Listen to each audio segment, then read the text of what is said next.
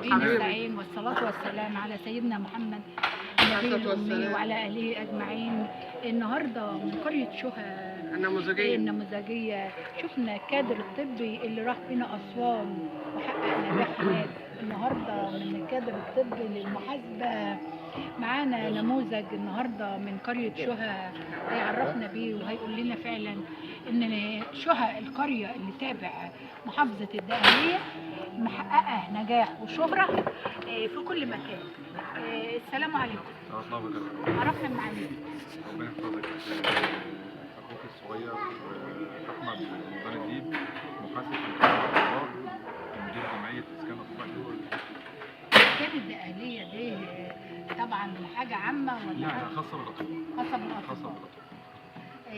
حضرتك بتقول لحضرتك ايه الاطباء فعلا احنا بنعملهم كدولة عامله لهم سكن خاص منظمه لهم وقتهم كاطباء لان هم فعلا بيخدموا المنظومه الصحيه بشكل جميل. والله هقول لحضرتك حاجه، لو هنتكلم بما يرضي الله الاطباء مظلومين. الاطباء النهارده حضرتك لو تبص على الطبيب النهارده بعد دراسه 7 سنين، وطبعا هو الطبيب مش بيعاني لوحده، بس هو اللي بيتعاني اكتر منه. تيجي تبص حضرتك بدايه ساعتين بيتعاني ب 2000.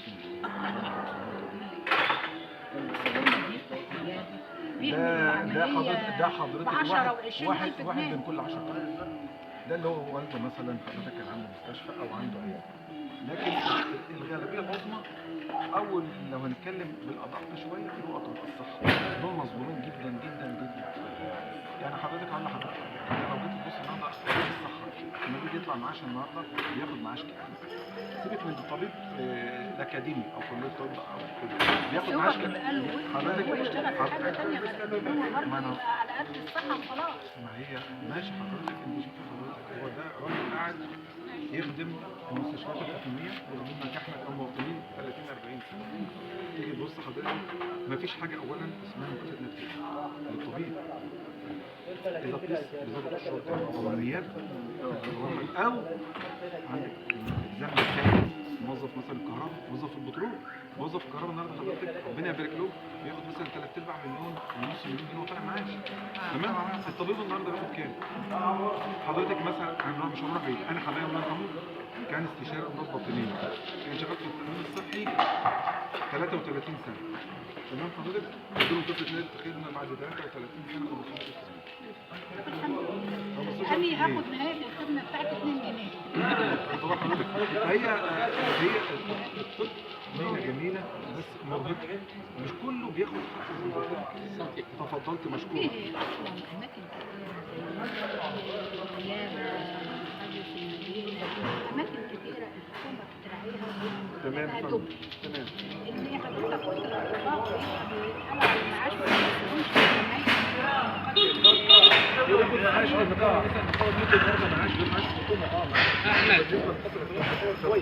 هتشرب شاي جنبي. مش واجب عندكم؟ على الدولة المعاش المعلم يا دكتور 110. طب انا حضرتك انا كراجل محاسب في الدكتور التجاري المعاش بتاعنا 60 جنيه. طب انا بقى ما بتاخدوش على كده. انا موظفه ببكالوريوس تبع تقاوي القسم، مرتبه كل 132 جنيه واتحال على المعاش بعد سنه وشويه وماليش اي معاش. بس انا قصدت ان انا انكش حضرتك في النقطه دي ليه؟ لان دايما الاتحاد الدوليه دايما بتحب تنقل للناس صوره ورديه. لكن احنا بنحب نفكر. بص حضرتك يعني نقطه الاساس في علاج المشكله حضرتك تمام توجيهها. يعني الذنب اللي حضرتك مع التشويه لو عندك قراد ما ينفعش اقعد الف حوالين القراد يفضل يقلمني سنين، لازم اضغط عليه. بس ما تقدرش تعمل حبيبتي لازم اضغط عليه عشان اعالج نفسي وتعب ساعه ولا كل ساعه. احنا عندنا في مصر وزي ما انا اسف يعني ان احنا عندنا هنا في مصر ما بنعالجش احنا عايزين نطبطب وخلاص. انا ما هرد عليها حضرتك يا استاذ احمد، دي سيستم دولي ومش بايدينا. ما عشان كده حضرتك عشان كده احنا اتكلمنا كتير في الاعلام عنه، مش بنقول لا. عندك مثلا مش الطبيب اللي مظلوم بس، ده المهندس كمان. انا جوزي كان مهندس مدني ورئيس قطاع ابنيه تعليميه، وبينزل ويروح يبني مدارس ويلف المحافظه كلها ويجي. كان المعاش المرتب بتاعه كان 9000، طلع معاش 2000 جنيه. يعمل ايه ب 2000 جنيه؟ يجيب لهم دواء السكر ولا دواء القلب ولا المعيشه؟ هو ده سيستم دوله. كذلك المدرس المعلم طلع المعاش كان بياخد 7 ادوا 2000 جنيه برضه، معاشه كنقابه 110. ينفع؟ المهندسين بقى عملوا مظاهره، قال لك هو الحل بقى. المهندسين عملوا مظاهره، هم عملوا مظاهره النقابه بتاعتهم وصلت 2000 جنيه مع الدكتور او المهندس محمد نبراوي. يبقى في العيب في الاداره. العيب في الاداره. ايوه. يبقى احنا حضرتك دلوقتي عشان تعالج المشكله يا فندم، انا ابقى في عندي تقييم المسؤول الفاشل اشيله. معلش يعني مثلا اقول لحضرتك حاجه، للاسف سيستم دوله ما بيشيلش، وهو الوقت وقف تعيينات ومعاش في تعيينات. وفي مشكله كبيره الوقت هتحصل اللي هو زود البنزين هياخد وراه 30 سلعه غلا، زائد الحاجه الثانيه اللي هيزود المعاشات 15% بس، وهيزود اللي في التعليم واللي في الموظفين الحد الادنى 7000 جنيه. هل هذا ينفع؟ طب ضعف المعاش يعمل ايه؟ ممكن نضرب مثال هو الراجل. يعني عند حضرتك مثلا مثال مثلا لو بصيت حضرتك هيروشيما ضرب عليها قنبله نوويه اتمسحت من على وش الارض، صح يا فندم؟ بس الناس استفادت من التجربه. هي فين النهارده وانت فين؟ تمام؟ حضرتك انا كتبت بوست صغير كده حضرتك على النت، قلت فيه يا جماعه احنا ممكن نستفاد من اللي بيحصل في غزه لما هيروشيما حضرتك عن طريق الانقاذ بتاع قنبله هيروشيما عملت مدينه في البحر، وعملت مرسى تمام ورصيف الطائرات، مهبط الطائرات بالانقاض. احنا حضرتك لو شغلنا مخنا حضرتك الانقاض دي بدل ما احنا نقعد ندور نوديها فين طب انا ممكن اعمل فيها شغل في البحر، اعمل مدينه في البحر لاهل غزه. خبر حضرتك دلوقتي حضرتك اليابان فين واحنا فين؟ اليابان فين؟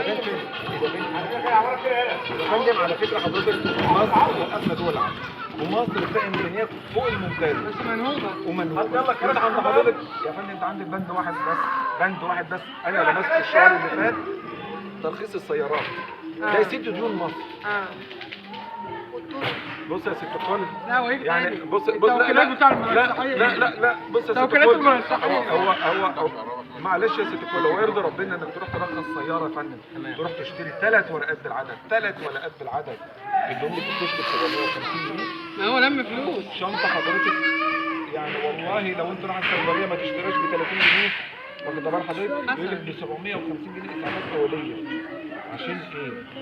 قعد لك مهندس محترم على ترابيزه زي دي وانت داخل قبل ما يفحص تروحي له حضرتك يقول لك 1250 جنيه بتوع ايه؟ معاينه ايه يا باشمهندس؟ هات بس ياخد ال 1250 جنيه والظابط قاعد جنب مني حط الايصال، لا مالكش ايصال. طب انت تاخد مني 1250 جنيه تحت بند معين واخد بال حضرتك وما اخدش بهم ايصال عشان ايه؟ حضرتك خدي مني 10 بس اديني خدمه، مش ايصال، اديني خدمه. مش شايف اعمل هنا مش شايف نعم اقدر افاجئ حضرتك ان انا مرخص على 3 سنين. ليه؟ افاجئ ان انا دافع 7000 جنيه. انا مش منصور ايام حسني مبارك يعني احنا بنضرب نفسنا 100 جزمه ان احنا خرجنا ولا يوم من ايامه. والله لما بتدفع كام حضرتك في ال3 سنين دول؟ كنت بدفع 1200 جنيه ولا يوم من ايامه كان بيشتغل على لقمه الفقير.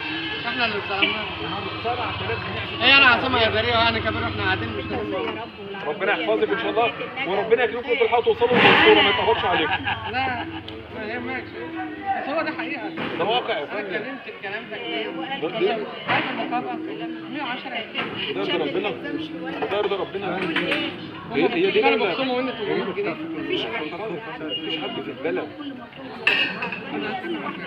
اقول لحضرتك حاجه، انا نزلت على النت يا باشا يا ريت مش عداله العداله بس انتوا اللي داخلين كده على فكره سواء مثلا مرتب او اي حاجه مش ربنا سبحانه وتعالى الشباب بتاعته اصلا محل ودكتور ابراهيم ده حق يعني عندك كل حاجه البند بتاعي مثلا سواء مرتب سواء موظف على المية او فقط انا كده بخلص بس ممكن البند بتاع المرتب او البند بتاع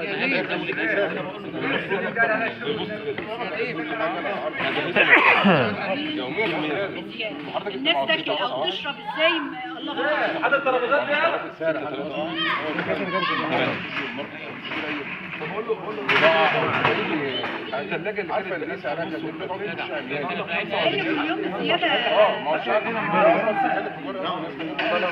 النهارده حضرتك عندهم كاش عشان عايش حد يدرس حد او حد كل واحد ما صدق يكبش حاجه ممكن على الطبقه الفقيره او الطبقه المتوسطه. احنا كنا الاول زمان في طبقه متوسطه، دلوقتي احنا نعتبر طبقه فقيره تحت الصفر. يعني هي شركه اني واحده بقالي 33 سنه موظفه في وزاره الزراعه معايا بكالوريوس والله هي 32 جنيه غير الخصومات ولسه سنه ونص بتحال على عشان ما فيش وانا وزمايلي بنشتكي ولا جاب ولا حد بيقول لنا انتوا فين. انا والد الله يرحمه كان يا حبيبي اتفضل هاتينا مدام انا نجيب شاي كمان. والدي ما يحبش ماشي محترم تسلم حبيبي اشرب يعني والدي مخصوص مثلا بقى 3 سنين. فين المعاشات وفين فين الحاجات الكريمه اللي الانسان بيعيشها؟ العربية عشان تحت باب. احنا بنشوف مبادرات كتيره في الحياه انا العربيه بس خلص بقى شوية. يلا الراجل معلش سكر ايه ده؟